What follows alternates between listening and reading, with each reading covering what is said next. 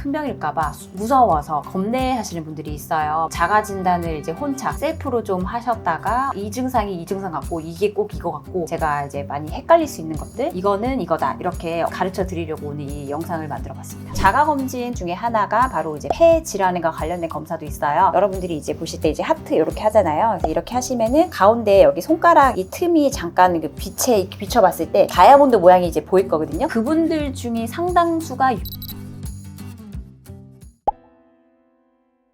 의사한테 진단받기 전에 일반인들이 진단을 내릴 수 있는 거를 자가 진단이라고 하는 거죠. 그래서 암에 걸리더라도 진행되기 전에 빨리 발견하고 싶은 마음에 이런 식으로 자가 진단하셔서 빨리 발견을 하실 수 있다. 요즘에는 길에 널린 게 병원이긴 한데 많은 분들이 그럼에도 불구하고 겁내 하시는 분들이 있어요. 뭔가 왠지 괜히 큰 병일까봐 무서워서 자가 진단을 이제 혼자 셀프로 좀 하셨다가 괜찮을 거야. 사실을 회피하고 싶은 거죠. 이게 내 현실을. 또 하나는 또 오히려 반대로 많은 정보를 접하다 보니까 이 증상이 이 증상 같고 이게 꼭 이거 같고 그래서 불안에도 떨어서 별것도 아닌데 병원에 오게 되시는 분도 많단 말이에요. 그래서 제가 이제 많이 헷갈릴 수 있는 것들 명확하게 이거는 이거다 이렇게 어느 정도 뼈대는 제가 가르쳐 드리려고 오늘 이 영상을 만들어 봤습니다. 자가검진 중에 하나가 바로 이제 유방암 자가검진을 말씀을 드리고 싶어요. 보통 가슴이 제일 말랑할 때 평평한 곳에 누워가지고 팔을 쫙 뻗은 상태에서 가슴이 다 펴진 상태에서 한쪽씩 번갈아서 교대로 이렇게 원을 그리면서 다 만져보는 거예요. 구석구석 겨드랑이부터 해가지고 다 만져보고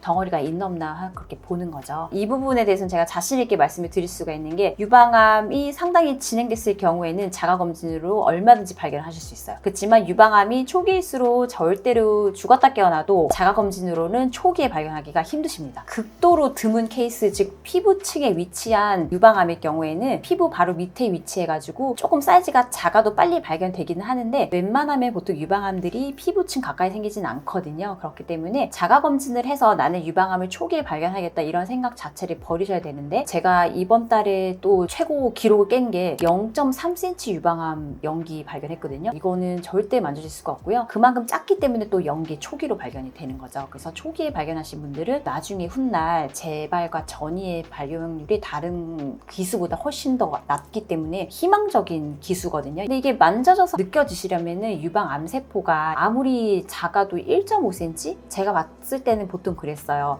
1.5cm 정도 돼야지 환자분들이 뭐가 있을까? 이렇게 갸웃갸웃 하는 정도고 2cm 이상 되면 확실히 그때는 조금 아시긴 하는데 여러분들 여기서부터 이제 아실 거가 유방암이 2cm면은 이미 그 순간부터 2기를 넘어선 거거든요. 수술해보면 훨씬 더 커요, 유방암이. 그래서 만졌을 때 오시는 분들은 최소 2기는 넘었다고 보셔야 됩니다. 많은 분들이 만져서 왔을 때는 저도 어디냐고 먼저 여쭤보거든요. 그래서 같이 만져봤을 때 저도 그때 느낌 보면 알아요. 아, 이건 암이다. 이런 느낌이 딱 들고 아, 이거는 암 아닌데? 이런 생각이 딱 들면 저도 그때는 가벼운 마음으로 초음파를 시작하게 되고 폐경기 전후 여성분들이 만져졌다고 오면은 그냥 그 순간 저도 살짝 경계를 하는 편이에요. 왜냐면 그 나이 때에 만져졌을 때는 유방암일 가능성이 되게 높거든요. 그리고 이제 그 나이 때 우리 어머님들이 검진을 잘 안 하실 수가 있단 말이에요. 이제 먹고 사느라 바빠가지고 제가 초음파를 보면은 항상 겨드랑이 먼저 보는데 유방암이 진행이 되면 겨드랑이로 임파선 전이가 간단 말이에요. 임파선 전이까지 제가 확인을 하면은 제가 극도로 말을 아낄 수밖에 없어요. 임파선 전이까지 가면은 이게 생존율이 많이 훅 떨어지거든요. 희망적인 말을 전달을 해주고 싶어도 그럴 수가 없기 때문에 빨리 그냥 대학병원을 알아보셔라. 그런 환자분이 오는 날이면 너무 하루 종일 우울하거든요. 유방암 같은 경우는 다른 조직을 침습하는 경향을 보여가지고 유방 조직에 딱 붙어 있어요. 그래서 만졌을 때 정말 단단하고요. 안 아프면서 그냥 덩어리가 진짜로 만져져요. 근데 이제 착한 종양은 그렇지 않고 뭔가 젤리 같아요. 캐러멜처럼 뭔가 말랑말랑한 느낌 그리고 움직이죠. 그리고 좀 덩치가 클 수는 있지만 둘 다 아프진 않아요. 그래서 나는 가슴 만져봤는데 영상에 들은 것처럼 난 딱딱하지 않고 말랑말랑하고 움직이네? 그럼 괜찮겠다. 나는 암 아니겠네? 하고 검사를 또 안 하시면 안 돼요. 왜냐하면 착한 척하는 종양이 유방암으로도 갈 수가 있고요. 물론 처음부터 암세포 자체로 태어나는 놈도 있지만 많은 혹들이 유방 양성 종양에서 시작을 해서 악성화되는 것도 많단 말이에요. 그렇기 때문에 일단 가슴에 만져진다고 느끼시면 반드시 확인은 하셔야 될 것 같아요. 초음파로 보고 그게 어떤 종류의 종양인지 눈으로 확인을 하셔야 됩니다. 그래서 이제 자가검진을 하시는 것도 당연히 좋은 방법이긴 한데 병원에 가지 않고 자가검진만 주구장창 하시는 분들은 결국에는 많이 진행돼서 발견될 뿐이에요. 셀프로 자가검진 하시는 경우는 병원하고 너무 멀리 동떨어진 뭐 울릉도 독도에 살고 계신다. 그러면은 이제 자가검진 하셔야죠. 모든 암이 마찬가지지만 초기에 빨리 발견하시고 싶은 분들은 정기검진이 유일한 답입니다. 폐 질환과 관련된 검사도 있어요. 내가 혹시 만성적인 폐 관련 질환, 호흡기 관련 질환이 있지 않은지 알아볼 수 있는 테스트인데요. 여러분들이 흔하게 요즘에 사진 찍을 때 하트 많이 하시는데 그 하트 모양을 함으로써 간단하게 내 폐 건강을 알 수가 있는 겁니다. 여러분들이 이제 보실 때 이제 하트 이렇게 하잖아요. 그래서 이렇게 하시면은 가운데 여기 손가락 이걸 보세요. 여기를 보시면은 이 라인을 따라서 이렇게 하트를 붙였을 때 이 틈이 잠깐 그 빛에 비춰봤을 때 다이아몬드 모양이 이제 보일 거거든요. 왜냐면 여기 손톱과 손톱 네일베드라고 하죠. 뿌리 부분이 여기 쏙 들어가는 움푹 패인 부분이 있기 때문에 이렇게 겹쳐보면은 빈틈이 생겨요. 다이아몬드 모양이 보이면 정상인데 예를 들어서 뭔가 폐질환이 만성적으로 있으신 분들은 개구리처럼 손가락 끝이 약간 둥그렇게 되는 거죠. 그래서 이렇게 붙였을 때는 패이는 거 없이 그냥 다 붙어버려요. 이런 사인을 우리가 한국말로 공봉지 사인이라고 해요. 여러분들이 손가락하고 폐 건강하고 도대체 무슨 상관이지? 이렇게 생각하시는 분들이 분명히 있을 거거든요. 폐에서 우리가 흔히 아시겠지만 공기를 들이마시고 노폐물을 걸러주고 이런 역할을 폐가 하는데 만성적으로 담배를 많이 피거나 먼지가 많은 곳에서 오랫동안 일을 했거나 뭐 나쁜 매연을 마시고 이런 분들은 폐가 안 좋아졌기 때문에 폐 자체가 섬유화가 진행이 돼서 말 그대로 폐가 굳어버리는 거거든요. 허파가 말랑말랑하게 있어야 되는데 딱딱하게 굳어서 산소 교환이 안 되고 폐 안에 모세혈관이라든지 이제 이런 산소 공급이 원활히 안 돼서 그 손끝에 말단 부위까지 혈액순환이 잘 안 되다 보니까 이건 이제 이런 가설로 보는 건데 그런 분들 봤을 때 보통은 손가락이 조금 많이 비대해져 있더라. 그분들 중에 상당수가 폐암으로 또 발전을 해요. 그래서 폐암 환자들의 고위험군이 만성 폐쇄성 폐질환이라고 있거든요. 영어로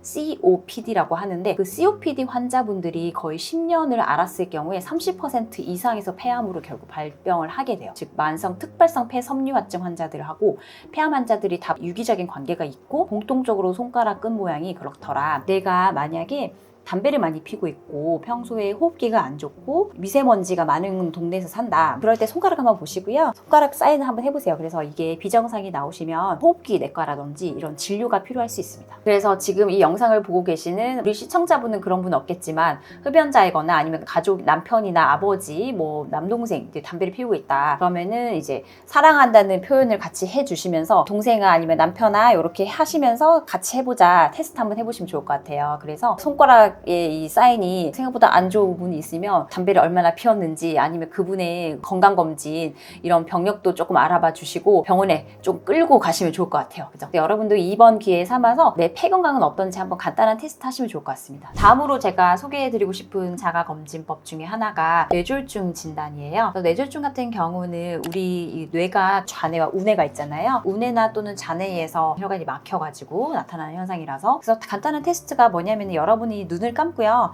그다음에 이렇게 똑바로 일자로 서가지고 다리를 이제 어깨 너비를 벌리시고 팔을 이렇게 손바닥을 하늘을 보게 하신 다음에 눈을 감으시면 됩니다. 그냥 단순하게 팔을 들고 눈을 감고 10초를 세보시다가 한쪽이 갑자기 이렇게 막 돌아간다든지 보통 이 상태로 우리가 다 열심히 뭐 1분까지도 무려 뭐 5분, 10분 다 가능하실 텐데 문제가 있으신 분들은 손바닥이 한쪽만 이렇게 돌아가요. 팔이.